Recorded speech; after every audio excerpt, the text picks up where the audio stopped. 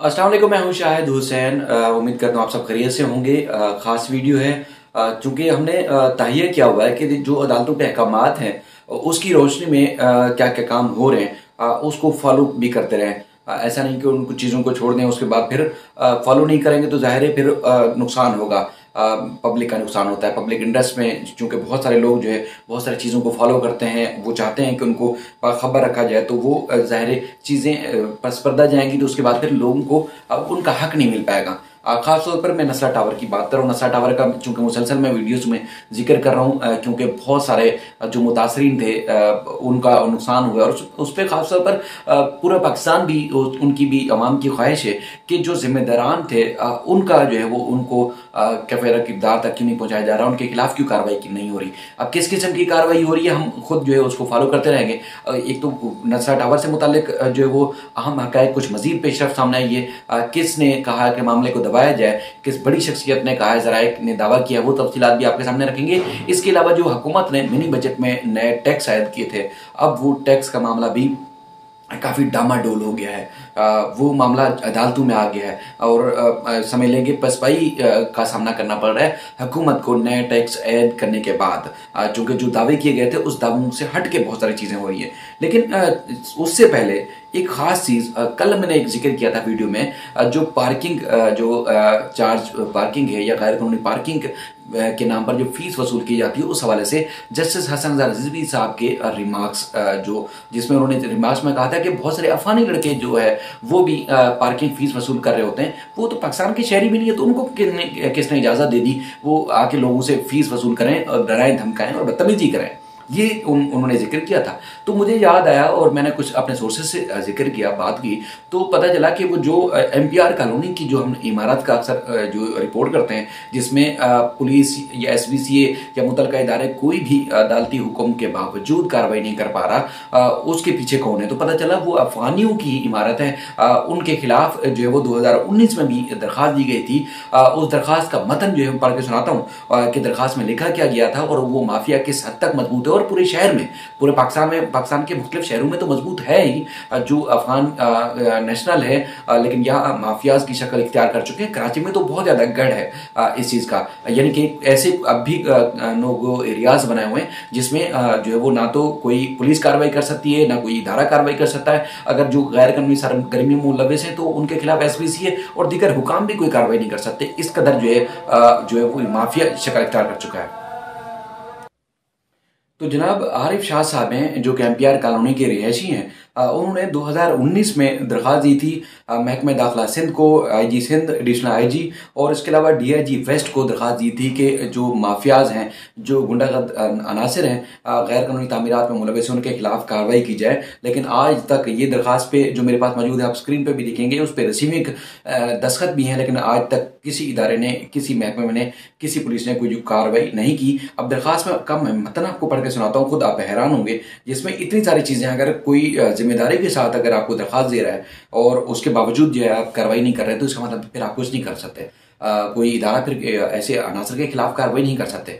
पाकिस्तानी अगर किसी मुल्क में भी चले जाते हैं, किसी भी अगर किसी सरगर्मी में मुलविस होते हैं, तो नाहक भी उनके खिलाफ जो बेशुमार केसेस बनाए जाते हैं, इतनी आज़ादी से कोई काम नहीं कर सकते जिस तरह पाकिस्तान में आके दीगर ममालिक के और ख़ास तौर पर अफगानी जो है वो आके मुख्तलिफ संगीन नोयत की सरगर्मी में मुलविस होते हैं और उनके खिलाफ कोई कार्रवाई नहीं होती। बिलाखिर ये लोग सवाल करते हैं, पूछते हैं, तो ये मामला है, उस पर आखिर कौन कार्रवाई करेगा। आरिफ शाह साहब ने दरख्वास्त में लिखा कि 18/9/2019 को एसबीसीए ने जो है वो F96 एमपीआर कॉलोनी बलोच गोट पठान मोहल्ला जेर तामीर जो इमारत थी 5 मंजिला, उसमें गैर कानूनी बिल्डिंग को मसमार करने गई थी और बिल्डर शौकत अफगानी ने मुसल्ला ग्रुप की मदद से गुंडागर्दी करते हुए सरकारी कार्रवाई नहीं होने दी और एसबीसीए के हमले को संगीन नतायज की धमकियां दी और खौफजदा जो एसबीसी का अमला था वो खौफजदा हो गया और बगैर कार्रवाई किए वो भागने पर मजबूर हुआ। ये लाकानूनियत और कानून शिकने की इंतहा है।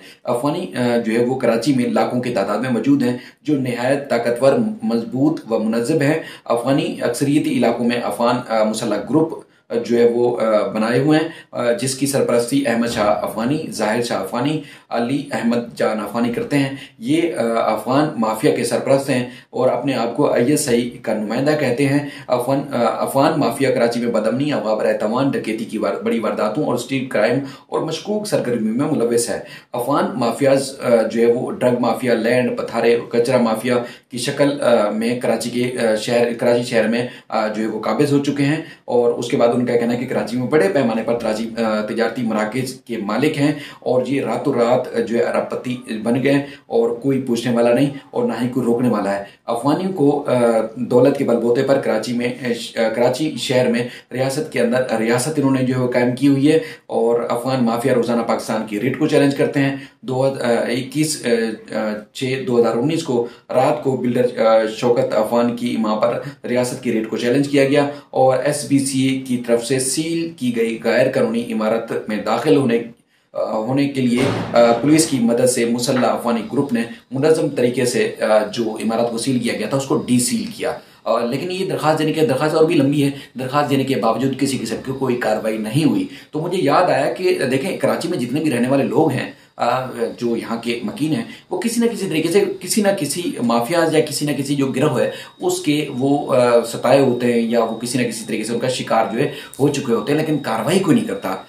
कार्रवाई जाहिर है इदारों ने करनी है। अगर कोई अफगान नेशनल कहीं भी किसी इलाके में भी चले जाएं, कचरा कुंडी की मदद में किसी तरीके से किसी पुल में, चौराहे में, किसी न किसी इलाके में उन्होंने अपनी पनाहगाहें बना रखी हैं और इस तरह ढिठाई के साथ बैठे होते हैं कि उनके खिलाफ कोई कार्रवाई नहीं करता। पहले भी मैंने एक दफ़ा, आपको याद होगा कि लियाकताबाद में एक वीडियो बनाई थी, वो आज भी उसी जगह पर जो है वो पुल के ऊपर और लियाकताबाद के मुख्तलिफ इलाकों में मौजूद है। लेकिन यानी कि DC जो सेंट्रल या दीगर इदारे निकालने के बावजूद भी उनको नहीं निकाल पा रहे हैं। तो आप अंदाजा लगाइए किस तरह ये काबिज हो चुके होते हैं और ढिठाई के साथ सारे काम करते हैं। कोई इदारा जो है उनके खिलाफ कार्रवाई नहीं करता। अच्छा, अब दूसरी जो खबर थी खासतौर पर नसरा टावर से मुतालिक।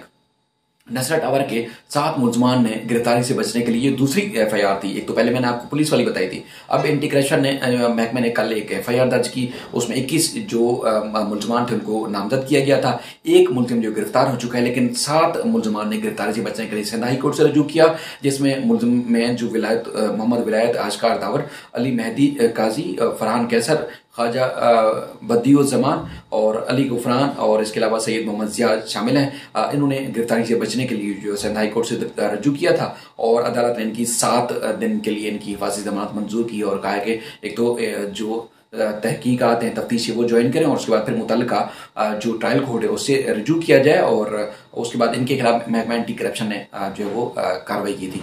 अब अंदाज़ा लगाइए, FIR दर्ज करने के बावजूद पुलिस ने 2 और मुलजमान थे, पुलिस ने जो FIR दर्ज की। देखें केस को खराब किस तरह किया जा रहा है। पुलिस ने FIR दर्ज की, FIR दर्ज करने के बाद उसमें जो है वो एंटी करप्शन की सेक्शन बीच में शामिल कर ली। अब खुद अंदाजा लगाइए कि एंटी करप्शन की तहकीकात जो है पुलिस कैसे कर सकती है।